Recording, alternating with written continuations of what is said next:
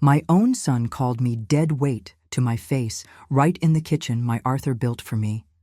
He had no idea that the dead weight was the only thing keeping his entire world from crashing down around his ears. And deep in my cedar chest, tucked away with Arthur's old love letters, I had the paperwork to prove it, but I'm getting ahead of myself. A story, like a good quilt, has to be pieced together bit by bit. This one starts a little over a year ago, on a cold, drizzly Tuesday in October. It was the 1-year anniversary of my Arthur's passing.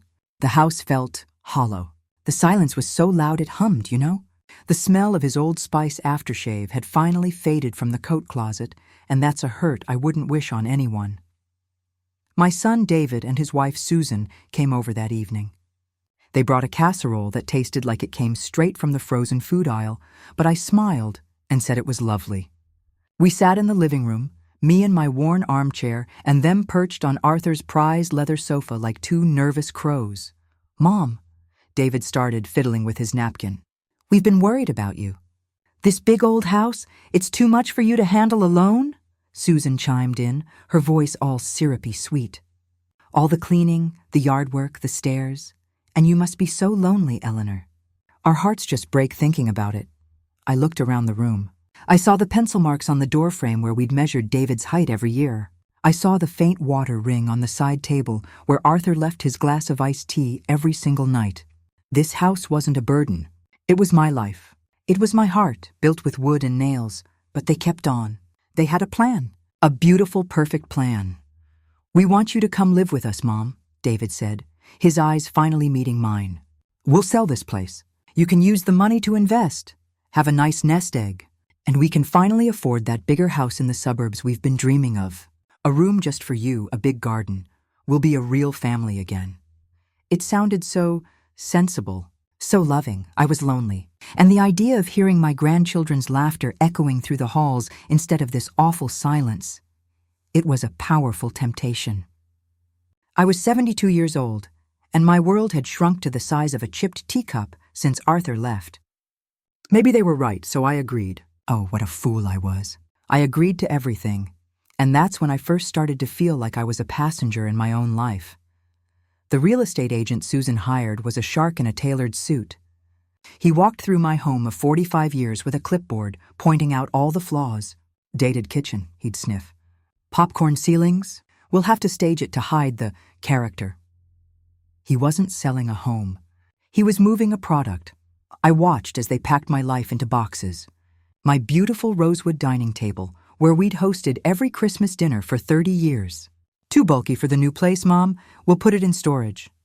My collection of antique teacups, each one with a memory. "Too fragile, Eleanor. Better to keep them safe." Box after box was labeled storage.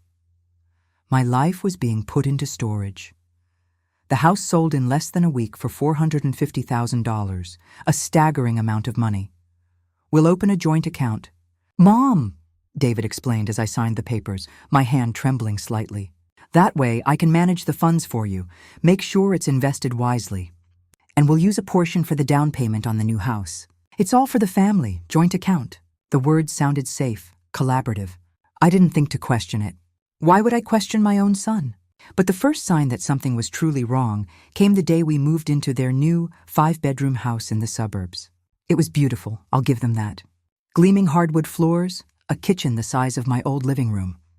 But my room, it was the smallest one, tucked away in the back next to the laundry, with a single window that looked out onto the neighbors' trash cans. The air was cold back there. "It's just temporary, Mom," Susan said with a tight smile, not looking me in the eye. "Once we get properly settled, we'll figure out a better arrangement." The better arrangement never came. My boxes from storage never arrived. When I asked, Susan would wave a dismissive hand. "Oh, the storage unit is so expensive, Eleanor. We decided it's best to just leave things there for now. It's safer."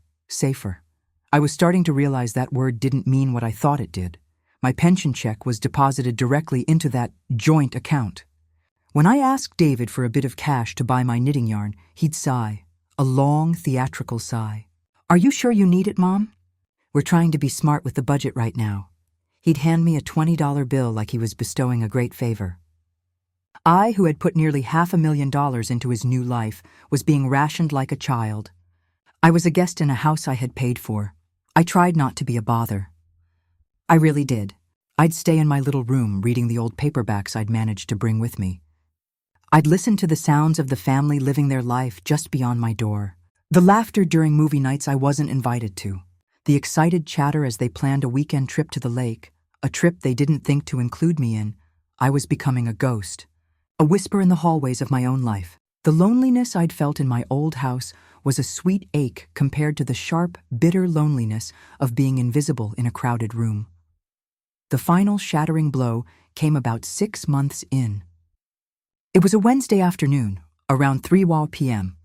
I remember because the mail had just arrived. I was in the kitchen, making myself a cup of tea in my old chipped mug, one of the few things I'd insisted on keeping. David and Susan were at the kitchen island, looking over papers. They didn't know I was there. I'm pretty quiet on my feet. They were talking about a cruise, a 10-day Caribbean cruise. It's the all-inclusive package, Susan was saying, her finger tracing a line on a glossy brochure. Balcony suite. We can finally have a real vacation. We deserve it. Can we swing it? David asked, his voice low. After the new car, Susan let out a sharp, impatient laugh. David, please. There's still over $200,000 in the account. It's not like she's going anywhere. For goodness sake, she's just dead weight. An expense. Dead weight. The chipped mug slipped from my fingers and shattered on the tile floor. They both spun around, their faces a mixture of shock and annoyance. I just stood there, my feet surrounded by broken porcelain, my heart broken into even smaller pieces.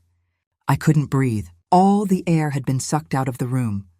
My son, my own boy, whose baby pictures were tucked in my wallet, looked at me, not with remorse but with irritation. Mom, look what you've done, he said, his voice cold. You have to be more careful. He didn't apologize. He didn't deny it. He just looked through me. That night I didn't sleep. I sat on the edge of my bed in that cold little room, and I let the rage, for the first time, burn away the grief. They thought I was a foolish old woman. They thought I was a bank account to be drained. They thought I was dead weight. And that's when I remembered Arthur. A conversation we'd had years ago, not long before he got sick. He was organizing his files, putting things in that old cedar chest at the foot of our bed. Ellie, he'd said, his voice serious, if anything ever happens to me, and if you ever find yourself in a corner, you come to this chest. There are things in here to protect you. Promises I made to myself to always take care of you, even if I'm not here. At the time, I just squeezed his hand and told him not to talk like that. But now, with my heart pounding in my chest, I crept out of my room. The house was dark and silent. I tiptoed into the master bedroom where David and Susan slept, my breath held tight. The cedar chest was there, shoved into a corner, being used as a place to stack laundry. An insult on top of everything. I knelt down, my old knees protesting, and I lifted the heavy lid. The scent of cedar and old paper filled the air, the smell of my Arthur. My history. Inside, beneath his military medals and our wedding album, was a large, sealed manila envelope. On the front, in his familiar, steady handwriting, were 2 words, for Eleanor. My hands were shaking so hard I could barely tear it open. Inside wasn't just one document, but several. There was a letter, but my eyes were drawn to the thick, official-looking paper beneath it. The letterhead was from the county clerk's office. I unfolded it under the sliver of moonlight coming through the window. I read the legal jargon, my eyes scanning dates, names, addresses, David and Susan Miller, their new house, paid in full. And then I saw the other document. A loan agreement, a private mortgage contract between Arthur Miller as the lender and David and Susan Miller as the borrowers. For the full value of their house, signed by them both, dated 5 years ago. A mortgage they had apparently been paying to my Arthur all this time. My breath hitched in my throat. This wasn't their house. Arthur had bought it for them, yes, but as a loan they were meant to pay back to us. A loan they had clearly stopped paying the moment he died and they got their hands on my money. This house, this big, beautiful house that I had supposedly helped them buy, it was already mine. The moonlight was so thin it felt like dust on my skin, but the papers in my hand were heavy, solid, they were real. I knelt there on the floor of my son's bedroom, next to a pile of his dirty laundry, and I felt the world tilt on its axis. This house wasn't theirs. Arthur, my clever, loving, worried Arthur, had made sure of it. I crept back to my cold little room, my heart a frantic drum against my ribs, and I shut the door with a barely audible click. I didn't turn on the light. I sat on the edge of the bed and unfolded the letter that was tucked in with the legal documents. Arthur's handwriting, a little shaky from his illness but still so familiar, filled the page. "My dearest Ellie," it began. "If you are reading this, it means I'm gone, and things are not as they should be. I'm so sorry, my love. I prayed this day would never come. I know our David is a good man at heart, but I also know his weaknesses. He has a champagne taste on a beer budget, as my father used to say, and his wife, Susan, well, she holds the map to his wallet. I saw it years ago when they wanted this house. They couldn't afford it, Ellie, not even close. They were going to drown in debt before they even signed the papers. So I stepped in. I told them I would give them the down payment, but that was a lie for their pride. I bought the house outright, and I made them sign a mortgage agreement with me. I told them it was the only way they'd learn the value of $1, by paying for it themselves, bit by bit, every month. A fair interest rate, the same as the bank. The money they paid me went right into our retirement savings. My hope was that one day, when they had paid it off, we could give it all back to them as a gift, a testament to their hard work. But I also had a fear that if I was gone, they might see you not as their mother, but as an opportunity. This mortgage, Ellie, this is your shield. The payments they were making stopped the month after I passed. I checked the statements. They are in default. The house and everything in it legally belongs to my estate, which means it belongs to you. Mr. Henderson at the law firm has a copy of all this. His card is clipped to the back. Don't be afraid. You are stronger than you think. This isn't about revenge, my love. It's about respect. Make them give you that. Always yours. Arthur. I folded the letter, tears blurring the words. He had seen it all. He had tried to protect me from beyond the grave. For months I had been mourning the man I lost, but in that moment I felt his strength pouring into me. The grief was still there, but now it had a backbone of steel. The shield he left me wasn't just paper. It was the proof that I was not alone. But what was I to do? March out there and declare war? My first instinct was still to hide, to avoid the confrontation. A lifetime of being a peacemaker doesn't just vanish overnight. Maybe, I thought, maybe I could just use this as leverage to be treated better. That thought lasted exactly one day. The next afternoon, I was looking for a book to reread when I remembered a small box of Arthur's favorite poetry I'd seen David put in the hall closet. When I opened the closet door, I saw a space on the top shelf where his old military dress box used to be. It was a handsome wooden box where Arthur kept his service medals, his dog tags, and a faded photo of him and his army buddies. My blood ran cold.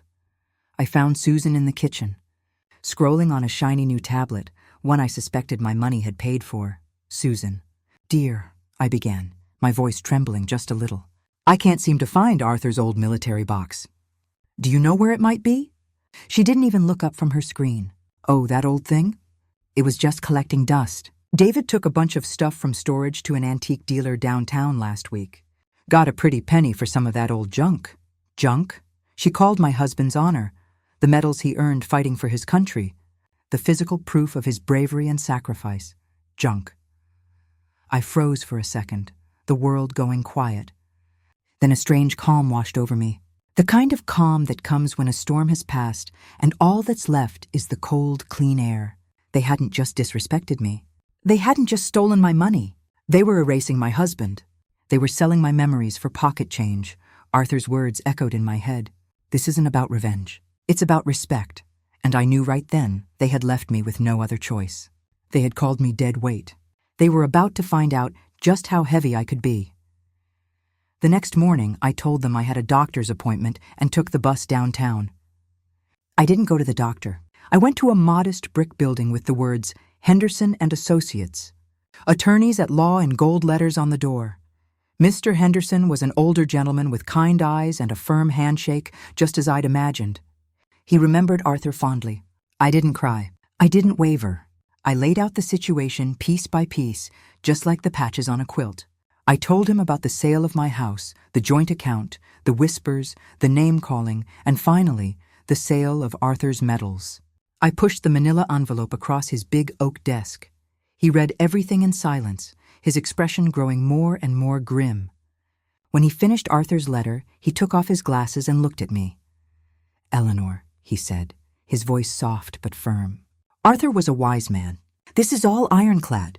You are the legal owner of the lien on their property. Given that they are, by my calculation, over a year in arrears on their payments, you have every legal right to demand immediate payment in full or begin foreclosure proceedings." Foreclosure. The word was terrifying, but the thought of spending one more day as a ghost in that house was even more so.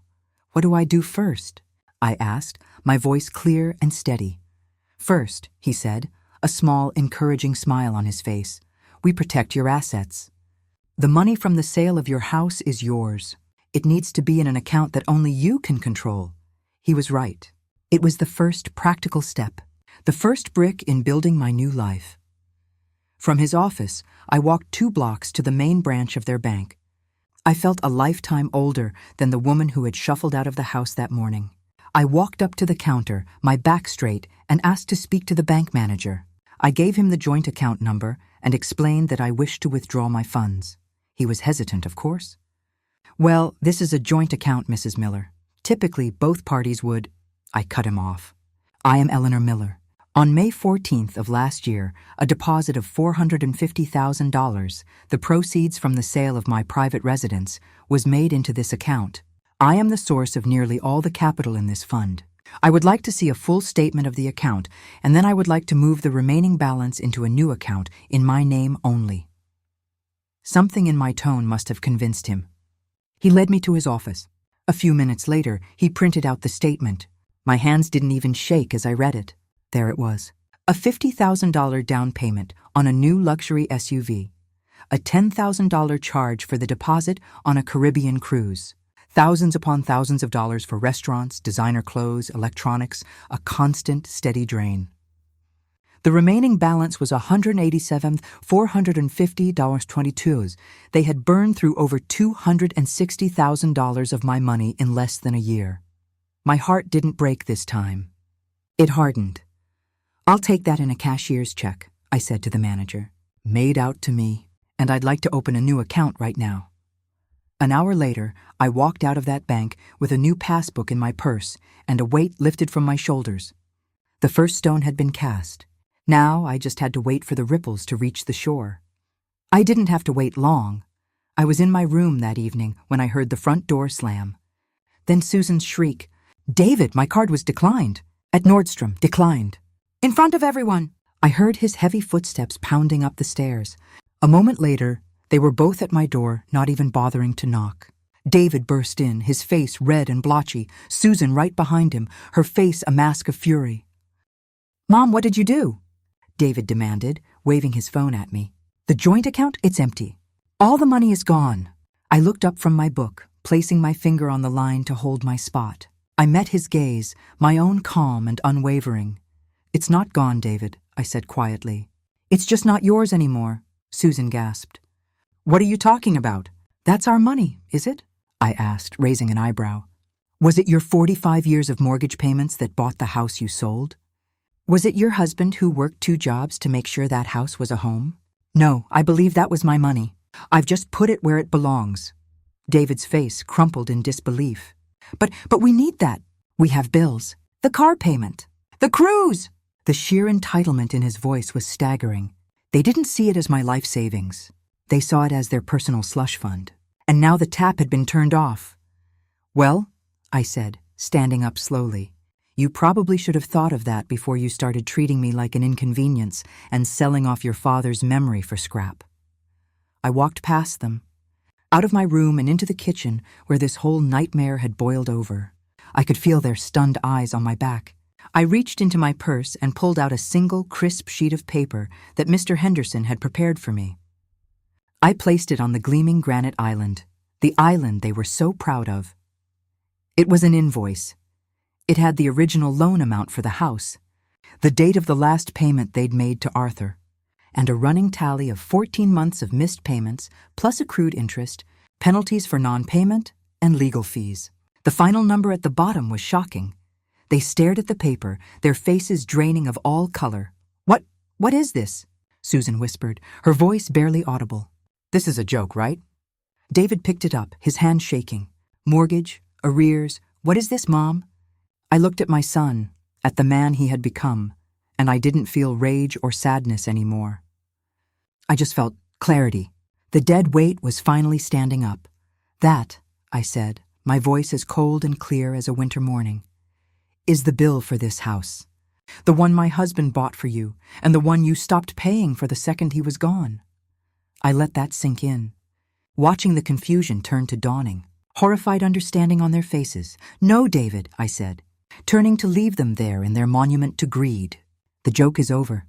You have 30 days to pay the outstanding balance in full." I paused at the doorway and turned back to deliver the final blow. "Or you can pack your bags. Welcome to the real world." I turned and walked away from the kitchen island, leaving that single sheet of paper between my son and his wife like a declaration of war. I didn't run. I didn't look back. I walked to my little room at the back of the house, closed the door, and for the first time since I'd moved in, I turned the lock. The click was the loudest sound I had ever heard.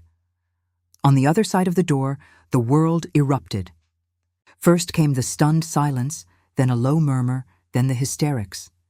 Susan's voice, high and shrill, bounced off the walls. "This is insane. She can't do this. It's illegal. She's a crazy old woman." David's voice was a panicked rumble. Mom, open the door! We need to talk about this. You don't understand what you're doing." Oh, but I did. For the first time in a very long time, I understood perfectly. I sat on my bed, the thin mattress groaning beneath me, and I listened to the storm I had unleashed. They rattled the doorknob. They banged their fists against the wood. They pleaded, they threatened, they accused. I did not answer. I simply sat there, my hands folded in my lap, and let them exhaust themselves. The woman who had cried over a shattered teacup was gone. In her place was someone carved from the rock of Arthur's love and their betrayal. That night was the beginning of the longest 30 days of my life.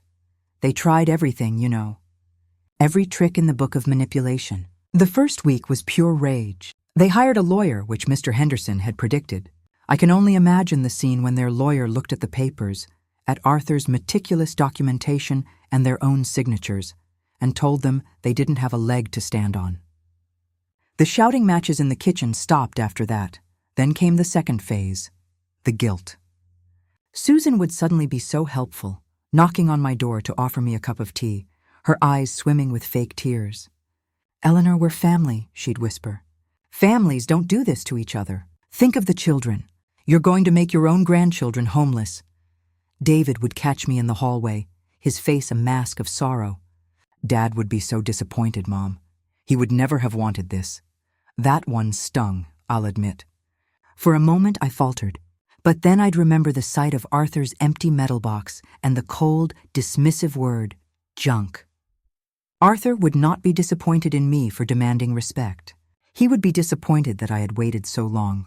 "Your father," I told David, my voice even, "would be disappointed that you stopped honoring your promises the moment he was gone." "This is about your promises, David, not my forgiveness." The hardest part, of course, was the children. My sweet Lucy, who was 8, knocked on my door one afternoon. Her little face was crumpled with worry. "Grandma," she said, her lip trembling, "Mommy says we have to move because you're angry." "Are you angry at me?" I knelt down, my old knees screaming in protest, and I pulled her into a hug that felt like it might break my own heart. I held her tight and breathed in the sweet smell of her shampoo.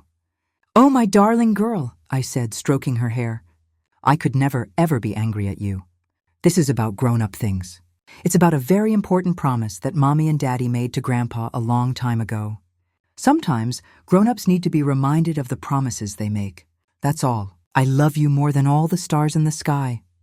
She didn't really understand, but she hugged me back, and that was enough. It was also the fuel I needed to see this through. This wasn't just for me. It was for them, too. What kind of lesson were they learning from their parents about honor and responsibility?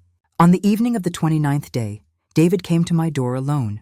He looked tired, defeated. He didn't try to yell or bargain. "We can't pay it, Mom," he said, his voice hollow. "There's no way. We don't have the money. You've won.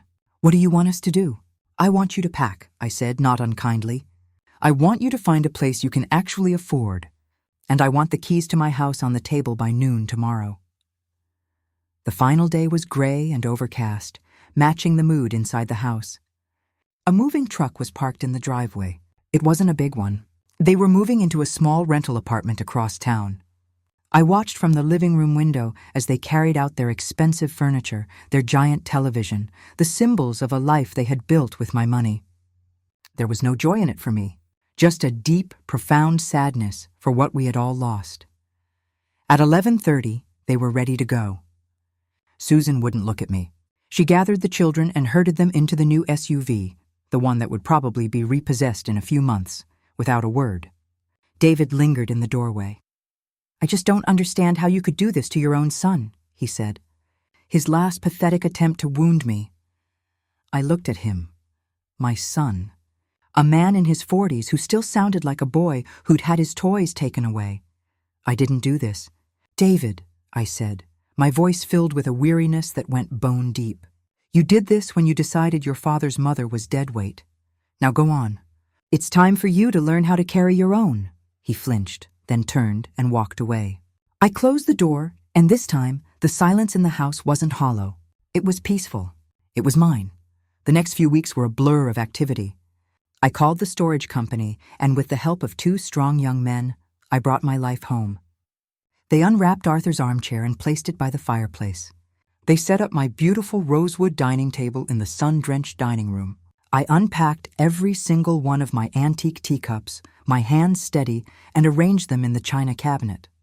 I found Arthur's poetry books and put them on the nightstand next to my bed. The house slowly began to feel like a home again. My home.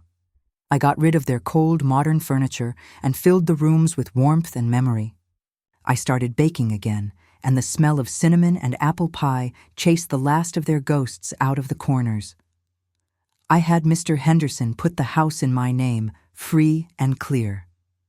I sold Susan's ridiculous SUV and bought myself a sensible little car.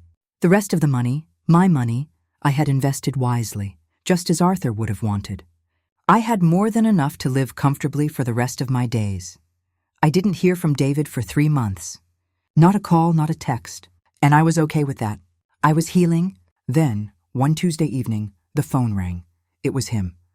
His voice was different, quiet, humble. "Mom," he said, I got a second job, at night. Susan's working as a receptionist. It's hard, but we're paying our own bills." There was a long pause. I found a pawn shop receipt in an old jacket. "For Dad's medals." I went there. I used our entire first month's savings, but I bought them back. I sat down in Arthur's armchair. The phone pressed to my ear and I couldn't speak. "I'm so sorry."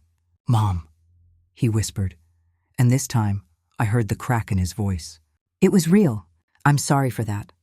And I'm sorry I called you that name. It's the worst thing I've ever done." Tears streamed down my face. They weren't tears of sadness or anger.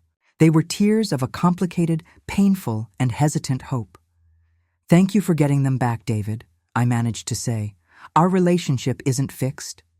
I don't know if it ever will be, not completely. Trust, like one of my delicate teacups, is a fragile thing. Once it's shattered, you can glue the pieces back together, but the cracks will always show." He brings the grandkids to visit on Sundays now. We sit at my rosewood table, and I serve them cookies on my own plates.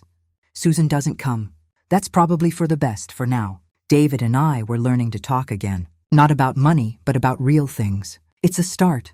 And so, here I am. In my house, surrounded by my memories, and at peace. I learned something profound through all this heartache. For most of my life, I thought being a good woman meant being a quiet woman. It meant making peace, smoothing things over, and putting everyone else's needs before my own. I thought my value was in how much I could give, how much I could carry for others. But I was wrong. My value isn't in being a foundation for someone else's house. It's in being a home unto myself. Standing up for yourself isn't selfish or cruel. It's a necessary act of survival. It's the highest form of self-respect. You can't be a light for others if you allow your own flame to be put out. Sometimes you have to become your own hero.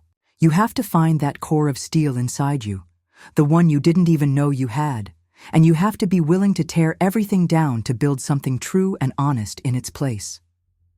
I am not deadweight. I am the anchor, and I am the storm, and I am the quiet harbor that comes after. And I am finally free. Thank you for listening to my story. It wasn't easy to tell, but I believe our stories are all we have in the end, and they're meant to be shared. If you've ever had to find the strength to stand up for yourself, I would be so honored to read your story in the comments below. And if you'd like to hear more tales from this old grandma, please do consider clicking that subscribe button and the little bell next to it. It means the world to me to know someone out there is listening. You take care now.